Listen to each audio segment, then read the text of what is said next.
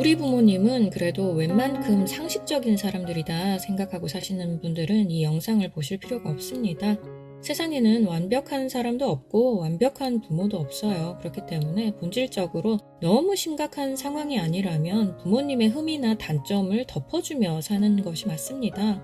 그리고 보통의 경우라면 부모님의 사랑과 헌신에 대해 감사하게 생각해야 해요. 저는 개인적으로 부모를 공경하라는 원칙을 굉장히 중요하게 생각합니다.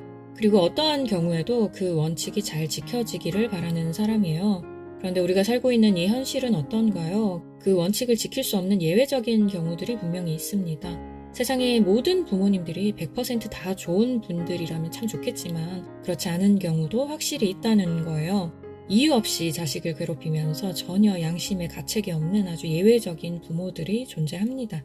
이 예외적인 상황에 대해 가이드로 삼을 만한 정보가 있다면 참 좋겠는데 그러한 정보가 많이 부족하다는 생각이 들었어요. 그래서 오늘 이 영상을 만들게 되었습니다.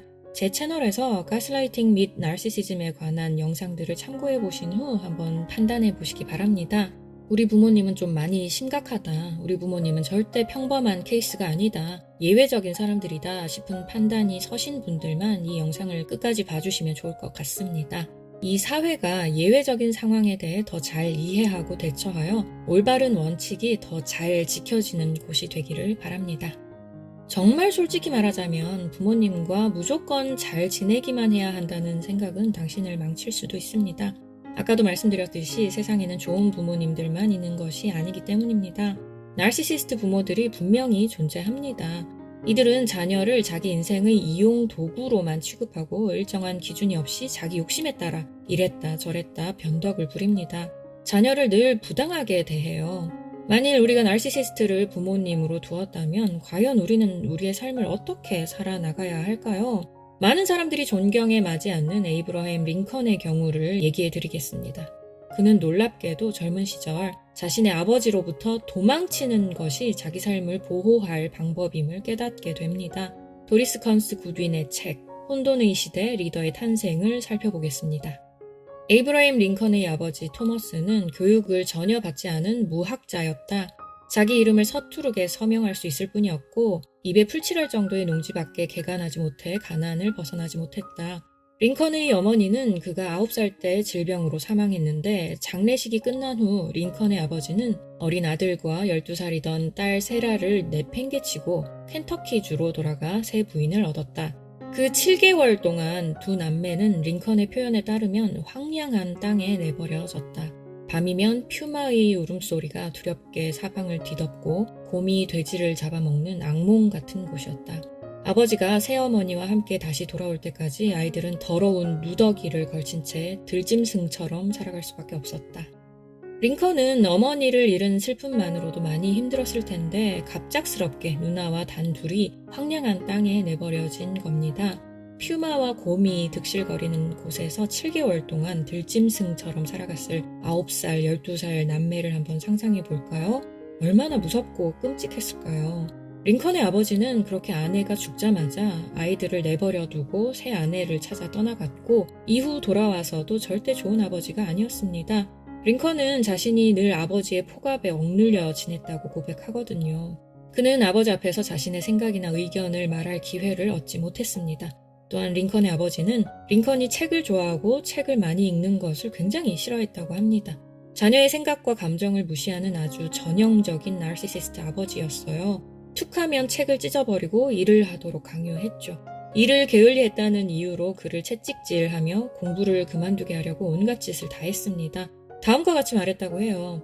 공부를 그만두게 하려고 내가 온갖 짓을 다 해보았는데 그 녀석의 머릿속에 틀어박힌 어리석은 생각을 빼낼 수가 없더라고. 그런데 여러분, 실제로 어리석은 사람이 누굽니까? 링컨이 아니라 링컨의 아버지가 바로 어리석은 사람이었죠.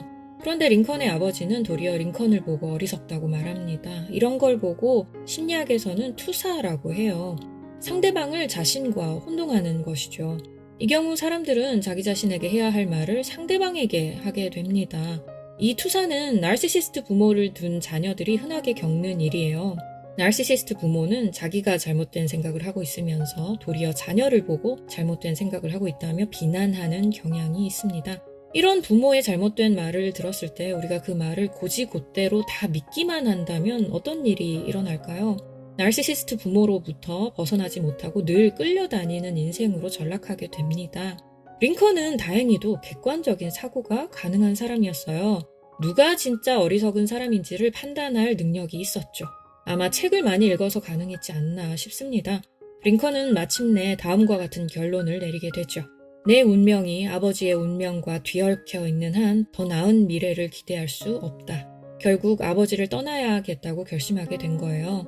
그렇게 링컨은 무슨 짓을 해서라도 집을 떠나 더 넓은 세계로 나가려고 무진 노력했다고 합니다. 훗날 링컨은 일과 가정, 두 마리의 토끼를 다 잡기 위해 늘 노력하는 사람이 되었습니다. 정치적으로도 큰 성공을 거두고 세상을 좀 더 선한 곳으로 바꾸는 영향력 있는 사람이 되었고, 동시에 좋은 남편과 자상하고 재미있는 아버지가 되는 법에 대해 끊임없이 관심을 가지고 노력하는 사람이 되었죠.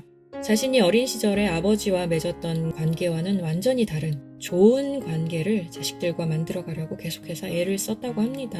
링컨은 다음과 같이 말합니다. 다행히 내 아이들은 자유롭다. 아버지의 폭압에 억눌리지 않아 행복한 아이들이다. 부모와 자식을 이어주는 연결고리는 바로 사랑이다.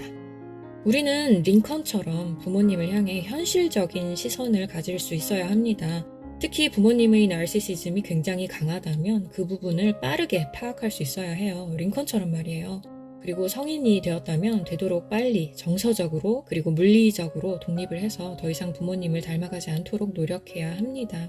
부모님이 아무리 자신의 방식이 옳다고 이렇게 해야 한다고 강요하더라도 단호하게 거절할 수 있어야 한다는 거예요. 부모님이 나에게 나르시시스틱한 삶의 방식을 요구한다면 거기에 절대 순응해서는 안 됩니다. 남에게 피해를 주면서까지 자신의 욕구를 만족시키고 남을 괴롭히면서 나의 위신과 체면을 세우려 하고 남의 소유를 빼앗아가면서 이익을 얻으려 들고 남을 많이 속일수록 자신이 이겼다고 생각하는 등 내 부모가 완전히 비뚤어진 시각으로 세상을 바라보고 있다면 절대 그들의 시각을 그대로 물려받아서는 안 된다는 거예요. 부모도 인간이라는 것을 기억하시기 바랍니다. 부모님도 당신과 똑같은 연약함을 가진 존재입니다. 흠이 없는 완벽한 존재가 아니에요. 부모도 인간입니다. 부모님은 우리와 다를 바 없이 연약함을 가진 존재입니다. 작은 일에 상처받고 인정받기 위해 노력하고 잘 살아보려 애쓰지만 때로 실수와 실패를 맛보며 살 수밖에 없는 연약한 인간들이에요. 제가 드리고 싶은 말씀은 다음과 같습니다. 만일 당신의 부모님이 나르시시스트라면 링컨을 롤모델로 삼으십시오.